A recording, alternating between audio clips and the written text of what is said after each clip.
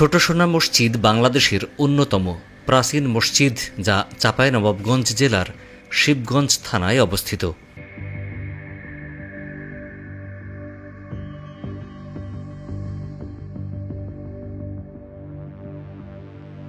প্রায় 500 বছরের ইতিহাসের সাক্ষী এই মসজিদ। আজকের ভিডিওতে তুলে ধরব এই মসজিদ ভ্রমণের আদ্যোপান্ত।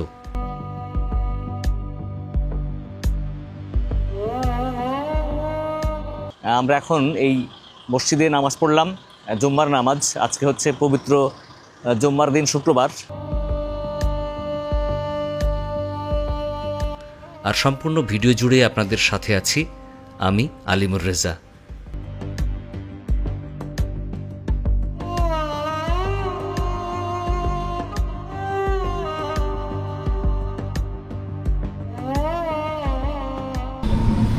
চাঁপাইনবাবগঞ্জের কানসাট থেকে শুরু হলো আমাদের এবারের যাত্রা। এখান থেকে অটোতে জনপ্রতি ভাড়া মাত্র 20 টাকা। সড়ক পথে দূরত্ব 10 কিলোমিটার, আর যেতে সময় লাগবে মাত্র 25 মিনিটের মতো।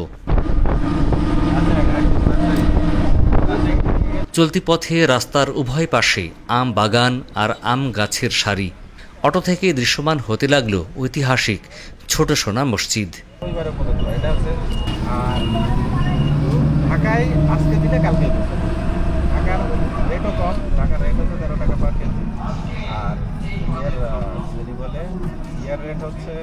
অবশেষে পৌঁছে গেলাম আমাদের কাঙ্ক্ষিত গন্তব্যে। আর এর সাথে ধরেন ওই যে 8 টাকা তো পড়বেই, আর একটু বেশি পড়বে ওই যে অটো থেকে নেমে আগে মসজিদ প্রাঙ্গণ ও আশপাশের স্থাপনাগুলো ভালো করে দেখে নিতে লাগলাম।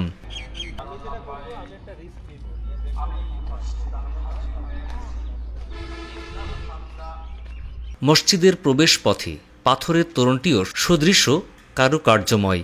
এই তোরণের সামনেই রয়েছে সেই আমলের সারি সারি কবরস্থান, সবই বাঁধানো। 2টি কবর বড় কালো পাথর দিয়ে বাঁধানো।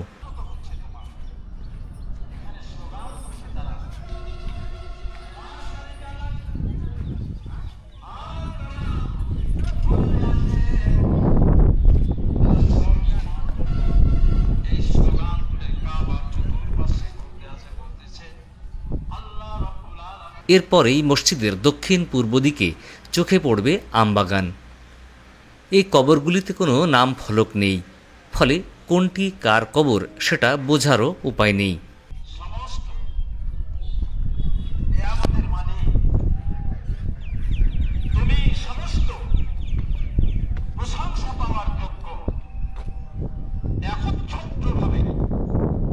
আজ পবিত্র শুক্রবার, জুম্মার দিন, তাই বিভিন্ন প্রান্ত থেকে দর্শনার্থীদের পাশাপাশি ধর্মপ্রাণ মুসল্লিগণ মসজিদে নামাজ আদায়ের জন্যে আসতে শুরু করেছেন। ফলে স্বাভাবিকভাবেই আজকে ভিড় একটু বেশি। আর আমাদেরও এই সময় এই মসজিদ দর্শন করতে আসার উদ্দেশ্য হলো একই সাথে জুম্মার নামাজ আদায় করা ও মসজিদ দর্শন করা।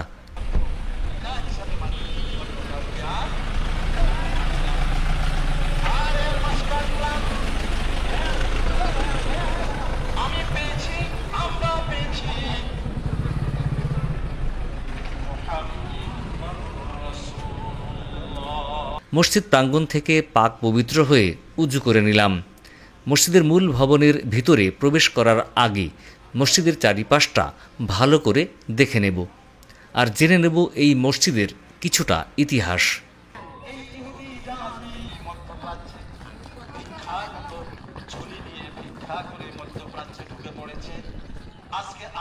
প্রথম যখন নাম শুনেছিলাম ছোট সোনা মসজিদ, তখন থেকে মনের মধ্যে একটি প্রশ্নের উদয় হতো, তাহলে বড় সোনা মসজিদটি কোথায়? বড় ভাই না হলে তো আর ছোট ভাই হয় না। পরে জানতে পারলাম এই মসজিদটিরও একটি বড় ভাই আছে, যার নাম বড় সোনা মসজিদ, যা ভারতের পশ্চিমবঙ্গ রাজ্যের মালদা জেলায় অবস্থিত। আর তারই ছোট ভাই এই ছোট সোনা মসজিদ। আল্লাহ রাব্বুল আলামিন বলেন, স্বয়ং সম্পূর্ণ গোটা পৃথিবী চালার জন্য, গোটা জগৎ পরিচালনার জন্য আল্লাহ রাব্বুল আলামিন কাউরে দিকে চেয়ে থাকেন না, বরং তিনি যেটা ইচ্ছা, যা ইচ্ছা করেন তাই তিনি করে দিতে পারেন, তাই তিনি সৃষ্টি করতে পারেন।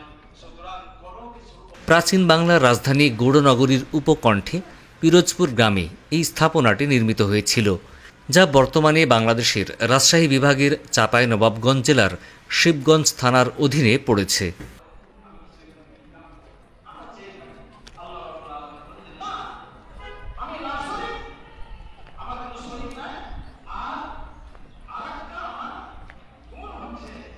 মধ্যযুগের সুলতানি আমলের গৌড়নগরীর এক ঐতিহাসিক স্থাপনা এই ছোট সোনা মসজিদ। মসজিদটিকে বলা হতো গৌড়ের রত্ন। মসজিদের বাইরের দিকে সোনালি রঙের আস্তরণ ছিল। সূর্যের আলো পড়তেই তা সোনার মতো ঝলমল করে উঠত।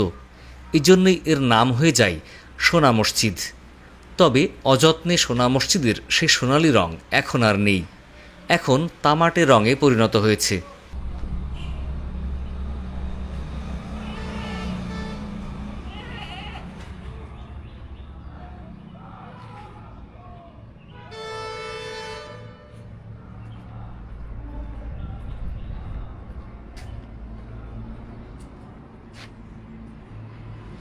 মধ্যযুগে বাংলার স্বাধীন সুলতান আলাউদ্দিন হোসেন শাহের রাজত্বকালে 1493 থেকে 1519 সাল পর্যন্ত নির্মিত হয় সোনা মসজিদ। নির্মাতা হিসাবে ওয়ালি মুহাম্মদীর নাম পাওয়া যায়। মসজিদটি মুসলিম স্থাপত্যের অন্যতম নিদর্শন। মসজিদটি ইট দিয়ে তৈরি, তার উপর পাথরের একটি স্তর বসানো আছে। মধ্যবর্তী 3টি নামাজের স্থানে খিলান করা 4 খণ্ড ছাদ তৈরি করে মাঝখানে এনে মিলিয়ে দেওয়া হয়েছে। তার দুপাশের প্রতি অংশে আছে 6টি করে গোলাকার গম্বুজ। এই গম্বুজগুলির পাশাপাশি চৌচালা গম্বুজ আছে 3টি। মাঝখানে অবস্থিত এই চৌচালা গম্বুজগুলোর ভিতরের দিকে গোলাপ ফুলের মতো কারুকার্য করা।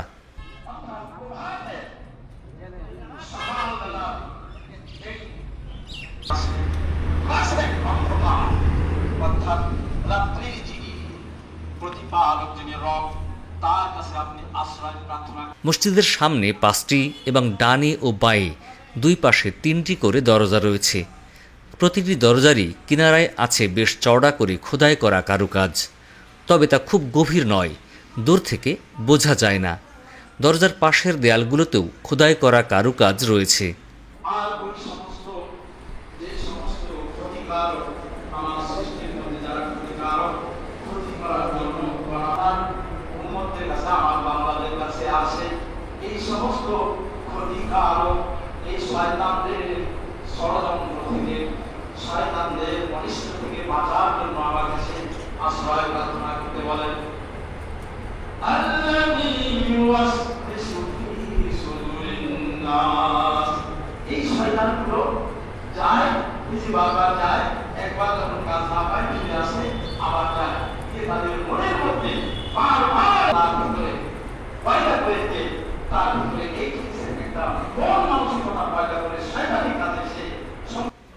এখন মসজিদে জুম্মার নামাজের খুতবা চলছে, ফলে মসজিদের চতুর্পাশ থেকেই শ্রবণ করা যাচ্ছে ইমাম সাহেবের সুললিত কণ্ঠের বয়ান।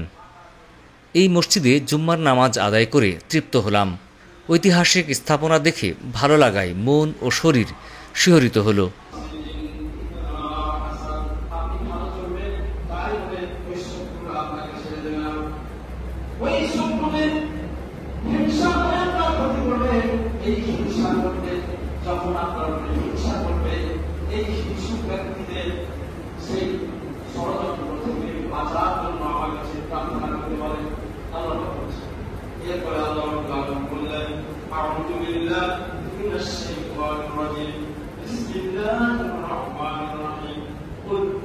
মসজিদের চারদিকে 4টি বুরুজ বা স্তম্ভ রয়েছে। এগুলোর ভূমি অষ্টকোণাকৃতির। বুরুজগুলোতে ধাপে ধাপে বলয়ের কাজ আছে। বুরুজগুলোর উচ্চতা ছাদের কার্নিশ পর্যন্ত। 1897 সালে ভূমিকম্পে মসজিদের 3টি গম্বুজ ও পশ্চিম পাশের দেয়ালে কিছু অংশ বিধ্বস্ত হয়। 1900 সালে ব্রিটিশ সরকার গম্বুজ ও দেয়ালটি সংস্কার করে, তবে পশ্চিম পাশের ইটের দেয়ালের বাইরের বেশিরভাগ অংশে পাথর স্থাপন করা হয়নি।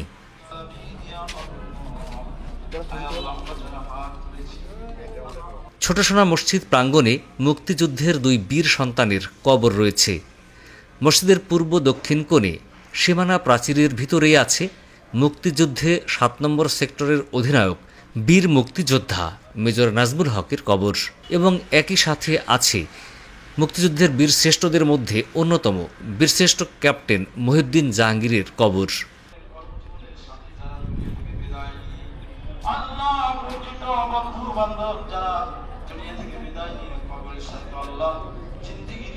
আসসালামু আলাইকুম। ওয়ালাইকুম সালাম। এই মুহূর্তে আমরা আছি সোনা মসজিদ, চাঁপাইনবাবগঞ্জ।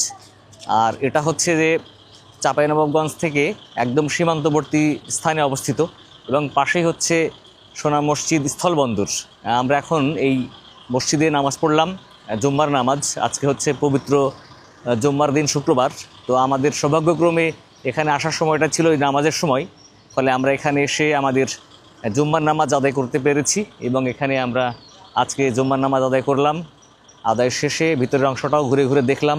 যেহেতু নামাজ চলছে তাই ভিতরের অংশ সব শ্যুট করিনি বা দৃশ্য ধারণ করিনি, কারণ নামাজের সময় ভিতরে দৃশ্য ধারণ করতে আনইজি লাগছিল, তাই বাইরের অংশ মোটামুটি দেখলাম। আর এখানেই কিন্তু বাংলাদেশের যে 7 জন বীরশ্রেষ্ঠ আছে তার মধ্যে একজন বীরশ্রেষ্ঠ হচ্ছে বীরশ্রেষ্ঠ শহীদ ক্যাপ্টেন মহিউদ্দিন জাহাঙ্গীর, এবং এই বীরশ্রেষ্ঠ শহীদ ক্যাপ্টেন মহিউদ্দিন জাহাঙ্গীরের সমাধিস্থল এখানেই আছে। এই যে এটা এখানেই হচ্ছে সেকেন্ড পরপর 2টা কবরস্থান, একটা হচ্ছে একজন মুক্তিযোদ্ধার আর পরেরটা হচ্ছে বীরশ্রেষ্ঠ শহীদ মহিউদ্দিন ক্যাপ্টেন জাহাঙ্গীরের। তো ফলে এখানে তার সমাধিও আছে, ফলে এই জায়গাটা 2 দিক থেকে গুরুত্বপূর্ণ।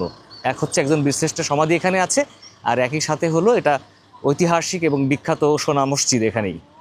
এই মসজিদে কিন্তু মহিলাদের জন্য আলাদা পার্টিশন করে দেওয়া আছে এবং মহিলাদের নামাজের ব্যবস্থা আছে। বাম দিকের যে দরজাটা দেখছেন যেখান দিয়ে মহিলারা প্রবেশ করছে, এবং সেখানে পার্টিশন দেওয়া হচ্ছে পর্দা দিয়ে পার্টিশন দিয়ে সেখানে কিন্তু মহিলাদের জন্য নামাজের ব্যবস্থাও করে রাখা আছে।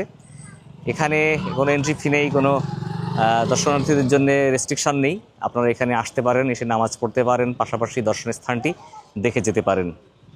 তো বন্ধুরা, আজ বিদায় নিচ্ছি বাংলাদেশের এই চাঁপাইনবাবগঞ্জের ঐতিহাসিক সোনা মসজিদ থেকে। দেখা হবে পরবর্তীতে আবার অন্য কোনো স্থানে, অন্য কোনো গন্তব্যে।